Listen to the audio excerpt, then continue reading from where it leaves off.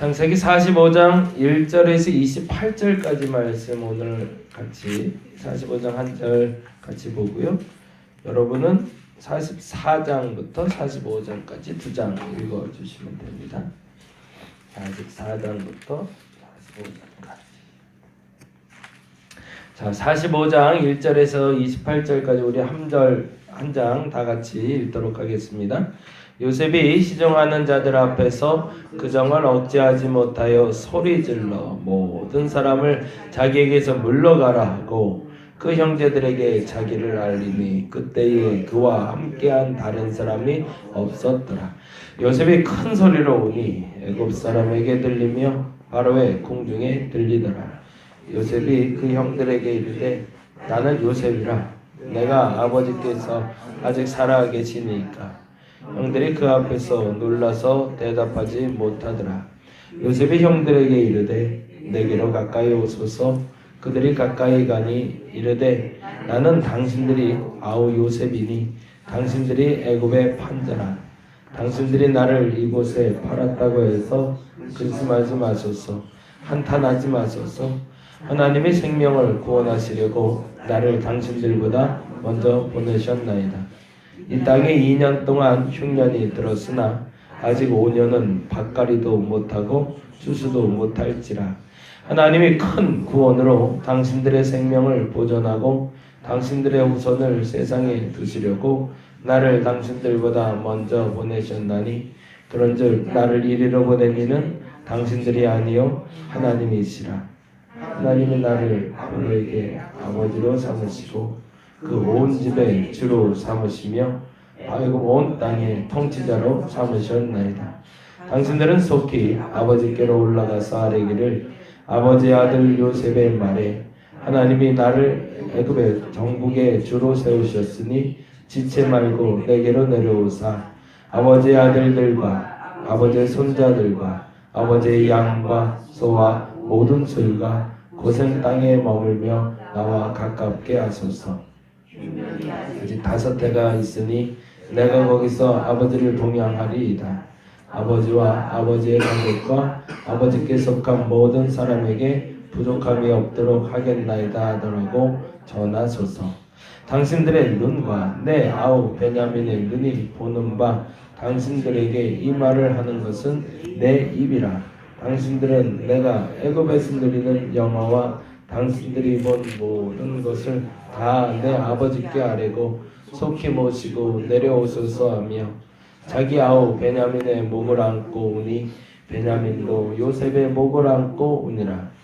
요셉이 또 형들과 입맞추며 안고 우니 형들이 그제서야 요셉과 말하니라. 요셉의 형들이 왔다는 소문이 바로의 궁에 들림에 바로와 그의 신하들이 기뻐하고 바로는 요셉에게 이르되 내 형들에게 명령하기를 너희는 이렇게 하여 너희 양식을 싣고 가서 가나안 땅에 이르거든 너희 아버지와 너희 가족을 이끌고 내게로 오라. 내가 너희에게 애굽의 좋은 땅을 주리니 너희가 나라의 기름진 것을 먹으리라. 이제 명령을 받았으니 이렇게 하라. 너희는 애굽 땅에서 수레를 가져다가 너희 자녀와 아내를 태우고 너희 아버지를 모셔오라. 또 너희의 기고를 아끼지 말라. 온 애굽 땅에 좋은 것이 너희 것임이라. 이스라엘의 아들들이 그대로 할세. 요셉이 바로의 명령대로 그들에게 수레를 주고 길 양식을 주며 또 그들에게 다 각기 옷 한 벌씩을 주되 베냐민에게는 은 300과 옷 5벌을 주고 그가 또 이와 같이 그 아버지에게 보내되 순나기 10필에 애굽의 아름다운 물품을 실리고 암나기 10필에는 아버지에게 길에서 드릴 곡식과 떡과 양식을 실리고 형들을 돌려보내며 그들에게 이르되 당신들은 길에서 다투지 말라 하였더라. 그들이 애굽에서 올라와 가나안 땅에 들어가서 아버지 야곱에게 이르러 알리어 이르되 요셉이 지금까지 살아있어 애굽 땅 총리가 되었더이다. 야곱이 그들의 말을 믿지 못하여 어리둥절하더니 그들이 또 요셉이 자기들에게 부탁한 모든 말로 그에게 말하매 그들의 아버지 야곱은 요셉이 자기를 태우려고 보낸 수레를 보고서야 기운이 솟아난지라. 이스라엘이 이르되 조카들아 내 아들 요셉이 지금까지 살아있으니 내가 죽기 전에 가서 그를 보리라 하니라. 아멘. 창세기 이제 40장부터 이제 보는 본문의 형들과 그리고 요셉의 이야기가 이제 쭉 기록이 되고 있는데요. 참 보면 속도 없는 사람들이다라는 생각이 들어요. 형들의 태도를 보면. 아니 그 동생 그것도 이제 피부치 동생이잖아요. 어찌됐든 배다른 동생이긴 하지만 지 동생을 지라는 표현 쓰면 안 돼. 아니 가끔 이런 말을 써서 문제. 자기 동생을 이렇게 갖다가 팔 생각을 하고 죽일 생각을 하고 이게 말이 안 되는 일이죠. 사실은 아무리 배다른 동생이라도 뭐 요즘 매스컴에서 나오는 거 보면 형제간이나 부모간에 아주 몹쓸 짓들 하는 것들 종종 보긴 하는데 이건 인륜하고 이건 신앙의 문제가 아니라 인륜의 문제잖아요. 이게 사람이 되지 않은 사람들이라 사람 같지 않은 사람들이랑 같이 사는 건데 얼마나 속상했을까. 그리고 요셉이 형들로 말미암아 팔려가던 그때가 17살이라니까 17살이면 지금 뭐예요? 고등학교 2학년인가요? 고1? 고2 정도 나이 되나요?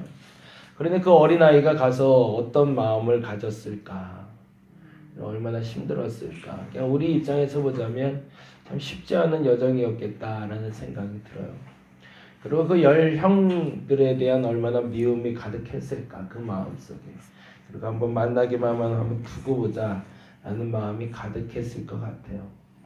근데 그에게 계속 마음에 남았던 것이 있어요. 그게 이제 주일날 제가 어제 말씀드렸던 건데 마음에 계속 걸리는 게 있는 거예요. 이게 사람은 그 인지상정이라고 이건 신앙의 문제가 아니라 이제 피부치에 대한 간절함이죠. 요셉이 제일 보고 싶은 사람이 누구였을까요? 거기 있는 동안 베냐민이죠. 네. 사실은 엄마는 죽고 없잖아요. 혈연 단신으로 지금 와 있긴 하지만 지금 가장 보고 싶은 건 나를 죽이려고 했던 10형제가 아니라 그 10형제 밑에 나하고 똑같은 배에서 나와서 그 형들과 살고 있는 동생이에요. 나 같은 사람들이 이렇게 죽이려고 하면 죽일 수 있는데 내 동생은 살아있을까? 이제 불안한 거죠. 그래서 사실은 그 처음에 형들이 방문할 때 이 야곱도 똑같아요. 이 야곱이라는 사람도 이제 나중에 한 번 더 말씀드리겠지만 참 인간적이에요. 이 인간적이란 말이 좋은 말로 인간적이 아니라 참 자기중심적이에요. 항상 모든 게 이 삶은. 근데 그게 우리랑 참 닮아 있어요. 그러니까 야곱을 보고 인정해야 돼요. 내가 야곱과 같다. 그런 비슷한 점이 많아요.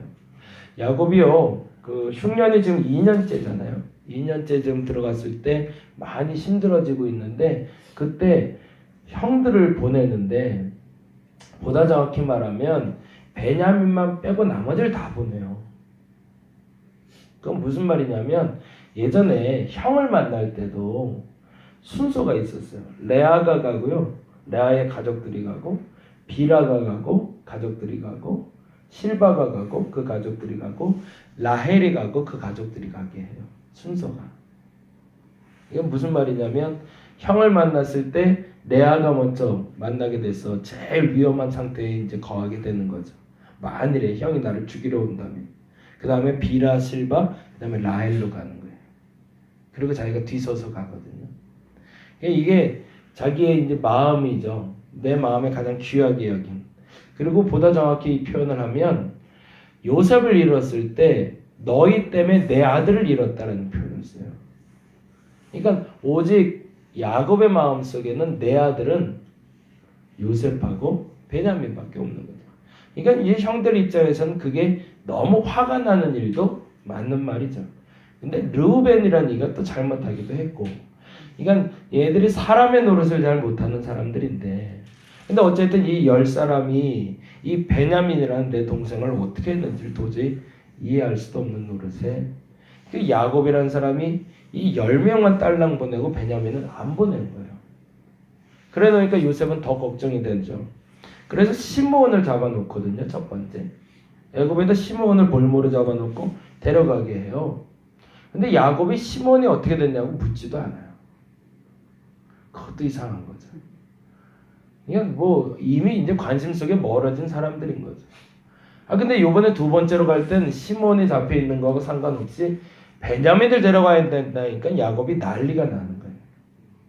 베냐민은 내 아들인데 그 내 아들까지 데려가면 내 아들 하나가 죽었는데 얘까지 데려가면 난 어떻게 살라고 그러냐 라고 표현을 해요. 그러니 형들은 더 기분이 나쁜 거죠, 사실은. 그럼에도 불구하고 이제 죽을 것 같으니까 이제 데려가는데 그 시점에서 이제 베냐민을 만나는 게 바로 43장의 이야기입니다. 근데 이제 어제에서 그 얘기를 했는데 이때부터 요셉의 마음이 풀려요. 그 13년, 보다 정확히 말하면 지금 이 시점이 어느 때냐면 애굽 총리가 된 게 30이잖아요. 그리고 7년이 풍년이고 7년이 흉년이잖아요. 근데 지금 7년의 풍년이 지나고 흉년이 2년이 왔단 말이에요. 그러면 더하기를 해보면 한 9년 정도가 지난 거죠, 벌써. 한 9년 정도가 지났고 나이가 30이었으니까 한 나이 40이 된 상태. 그리고 지금 고향 땅을 떠나온 지는 한 23년 정도가 지난 다음이란 말이죠. 그러니 그 모든 기간이 지나는 동안 그 동생에 대한 그리움이 가득 찼다가 그리고 또 하나는 그 원한이 가득 찼다가 20년 동안 담아놨던 그 원한이 베냐민을 보는 순간 눈 녹듯이 확 녹아버리는 거예요. 저와 여러분이 그런 사람이 됐으면 좋겠어요. 막 죽이고 싶었는데 저 사람을 보니까 다 용서되는 거예요. 그냥 곁에만 있으면 되는 거예요. 그죠? 그렇다고 베냐민이 특별히 뭘 대단한 걸 했을까? 아니요, 특별한 거 한 거 없어요. 그냥 그 옆에 살아준 거죠. 어린아이를 보면서 그렇잖아요. 어린아이를 보면 어린아이가 이렇게 바동바동 되다가 똥 싸고 오줌 싸고 지저분하게 하고 어제도 우리 애들 놀러 가니까 애 하나가 더 와서 여기 놀다 보니까 초토화되더라고. 막 그냥 정신이 없어요. 막 장난감이 어떻게 굴러다녔는지 어디로 들어가는지 하도 모르겠어요. 근데 그거 치우면서 짜증은 날 수 있겠지만 애 하나 보면 다 눈녹듯이 녹아버리잖아요. 부모님도 마찬가지였던 것 같아요. 부모님도 젊을 때는 그냥 이렇게 속상한 것도 있고 서운한 것도 있고 아우 밉기도 하고 때로는 아유 엄마 떠나서 있을 때가 좋았는데 아빠 떠나 있을 때 좋았는데 라고 하다가 어느 시점에 아버지도 그렇고 어머니도 그렇고 힘을 잃어버리기 시작하니까 지금은 그렇더라고요. 지금은 이제 조금 이제 사람이 나이가 먹고 사람 되려고 그러나 보니까 아버지가 살아계신 것만으로도 참 감사한 거예요. 아버지가 살아계신 것만으로도. 부모가 그런 존재, 아이가 그런 존재. 근데 보다 정확히는요, 그리스도인들이 그런 존재가 된다는 거죠. 그리스도인들이. 보다 정확히는 교회가. 그 교회가 꼭 뭐를 해야 세상을 이롭게 한다고 사람들이 착각을 해요. 그래서 뭔가 봉사를 자꾸 해야 된다고 생각하고요. 뭔가 섬기기 위해서 어떤 특별한 프로그램이 있어야 된다고 생각하고 뭔가를 막 열심히 해야 된다고 생각하는데 그게 아니라 진짜 존재의 가치는 교회의 존재 가치는 있는 것만으로도. 어제는 주일날 예배 드리면서 그 생각을 했는데 어제 어르신 한 분이 오셨어요. 한 84세 되셨다고 그러더라고요. 백이동에 사시는 어르신이 오셨는데 1층에서 주저주저 하고 계셨대요. 왜 그랬을까요? 걸음이 어려워서. 이건 이제 나이 드신 분들은 다 공감해요. 주저주저 하면 이유가 뻔해요. 계단 올라오는 게 어려워서 그래요. 이걸 올라와야겠는데 이게 다른 교회를 가서 엄마 가까운 교회가 그래서 여기까지 왔는데 여기가 천하 어려운 곳이라 이 2층까지 올라오는 게 그걸 못 올라오고 이렇게 끙끙끙끙 거리고 있는 걸 누가 때마침 보고 밑에서 올라오려고 그러는데 좀 도와줘야겠다. 그래서 이제 올라오셨어요. 그래서 올라오셔서 같이 예배 드리시고 밥 잘 드시고 가셨거든요. 그러면서 갑자기 그분 뒷모습을 이렇게 이제 내려갈 때 제가 모셔갖고 이렇게 내려다 드리는데 어제도 식사하시는데 고등어를 또 우리 권사님 해보셨어. 고등어하고 같이 먹는데 고등어를 찢을 힘도 좀 없으시더라고요. 어떻게 씹어 드시나 몰라요. 그런데 그래갖고 이제 옆에서 고등어 좀 발라드리고 이렇게 해서 제가 좀 시중을 들어드리고 식사 잘 마치고 이제 내려다 드리는데 그 뒷모습 보는데 그런 생각이 들어요. 이게 내가 교회를 하는 건 맞는 것 같다. 근데 약간 시골 교회 같다 느낌이 그런 생각이 들어요. 이게 도시 교회 같지 않고 이상하게 시골 교회 같네라는 생각. 그러니까 집에 다니러 왔다가 잠깐 들렸다가는. 근데 한 가지 더 감사하고 고맙게 생각되는 건 그런데 정겨운 그게 교회가 아닌가. 근데 어느 날부터인가 교회들이 너무 삭막해졌고요. 뭔가를 꼭 배워야 될 것 같고요. 교회가 꼭 뭐를 해야 될 것 같은 거예요. 어머니 집에 갈 때 어떠세요? 어머니 집에 갈 때 뭘 바리바리 싸갖고 가야 일이 아니잖아요. 그렇죠? 가서 그냥 된장국 하나를 먹어도 그냥 그 집에 가고 싶은 이유는 그냥 어머니가 계시기 때문이고 우리 교회가 그랬으면 좋겠습니다. 여러분이 그랬으면 좋겠습니다. 베냐민 같았으면 좋겠어요. 딴 걸 많이 하지 않아도 그냥 있어도 좋은 사람. 그런 사람이 여러분 되어주시기를 간절히 바랍니다.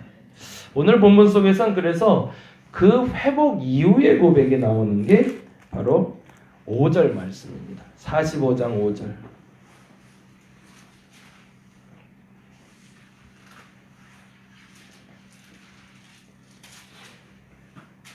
한번 읽겠습니다. 당신들이 나를 이곳에 팔았다고 해서 근심하지 마소서, 한탄하지 마소서. 하나님이 구하려고 나를 당신들보다 먼저 보내셨습니다. 그들이 근심하고 한탄할 이유는 뭐였을까요? 자기가 해코지 당할까봐 이제 걱정이 되는 거죠. 그러지 마라. 걱정 안 해도 된다. 왜요? 이곳을 보내신 분은 하나님이시기 때문에. 그리고 한 번 더 얘기합니다. 8절 같이 읽어봅니다. 그런즉 나를 이리로 보낸 이는 당신들이 아니요 하나님이시라 라고 얘기합니다. 얼마나 멋져요. 저와 여러분이 이러한 고백할 수 있기를 간절히 바랍니다. 그래서 저는 여기는 그런 단어를 쓰는데 고난을 위로 넘는 사람들이 있어요. 고난을 아래로 넘는 사람들이 있고요. 고난을 위로 넘는 사람들이 있어요. 똑같은 고난을 겪는데 고난을 바닥을 치며 가는 사람들이 있고 고난을 상승 곡선을 치면서 올라가는 사람들이 있어요. 차이점이 뭘까요? 고난을 바닥을 치는 사람들은 내가 하나님을 만나야 될 사람이고요. 고난을 상승 곡선을 올리는 사람은 그 누군가를 섬겨야 될 사람들이에요. 야곱이 약복강에서 고난을 바닥으로 내려가요. 그러면서 승리해내요. 그건 뭐냐면 내가 하나님을 만나야 돼서 그래요. 근데 더 중요한 건 내가 하나님을 만나는 게 아니라 누군가를 위해서 내가 쓰임받아야 될 사람이라면 똑같은 고난에서 상승 곡선을 그립니다. 그 사람은 뭘 해야 되냐면 그 상승 곡선을 그릴 때 나를 이롭게 하는 것이 아니라 여기 말한 것처럼 하나님이 나를 보내셨다는 것을 선포할 수 있어야 되는 거죠. 여러분은 지금 어떤 고난을 겪고 있는지 보세요. 상승 곡선인지 하강인지. 하강이라면 내가 진짜 하나님 만나야 될 때고요. 이게 상승 곡선을 그리고 있다면 그 누군가를 섬겨야 될 때입니다. 내가 누구를 섬겨야 되는지를 지금 알아야 돼요. 근데 문제는요. 한 번, 두 번 말했는데도 형들이 못 알아들어요. 그리고 나서 이렇게 얘기합니다. 24절이에요. 24절 읽고 마무리하겠습니다. 24절 같이 읽겠습니다. 시작. 이에 형들을 돌려보내 뭐라고 얘기해요? 그들에게 이르되 당신들은 길에서 다투지 말라. 못 알아들은 형들에 대해서 이 답답함을 요즘은 이렇게 표현하고 있습니다. 이 형들처럼 살지 않기를 간절히 바랍니다. 그 누군가는 하나님의 쓰임받고 있는데 그 평생을 똑같은 아버지 밑에 자랐으면서도 하나님을 알지 못하는 사람이 있었던 것처럼 그런 어리석음이 없었기를 간절히 바랍니다. 오늘은 그것만 좀 기억하고 갔으면 좋겠어요. 어제 했던 얘기를 다시 반복하긴 했지만 곁에 있는 사람 되어주시기 바랍니다. 여러분 때문에 원한도 눈 녹듯이 넣고 여러분 때문에 그냥 감사하고 그냥 옆에 있기 때문에 행복한 사람 그런 분들이 되어주시기를 간절히 바랍니다. 기도하겠습니다. 그냥 있어서 좋습니다. 뭐 해줘서 좋은 게 아니라 있어서 좋습니다. 아니 그런 사람이면 좋겠습니다. 뭐 얼마나 대단한 교회 한다고 뭐 얼마나 대단한 일 한다고 뭔가를 자꾸 하려고 애쓰지 말게 하여 주옵시고 그냥 있는 그 자체가 아 네가 있어 참 좋다. 네가 옆에 있으니 참 좋다. 이 말을 들을 수 있는 내가 되게 하여 주옵소서. 당신이 옆에 있어 참 좋아. 당신이 옆에 있어 참 좋아. 이것으로 족합니다. 오늘 그 결단 아니 그 그 마음 가질 수 있는 한 날 되게 하여 주시옵소서. 감사합니다. 고마우신 예수님 이름으로 기도드렸습니다. 다 같이 기도하고 돌아가도록 하겠습니다.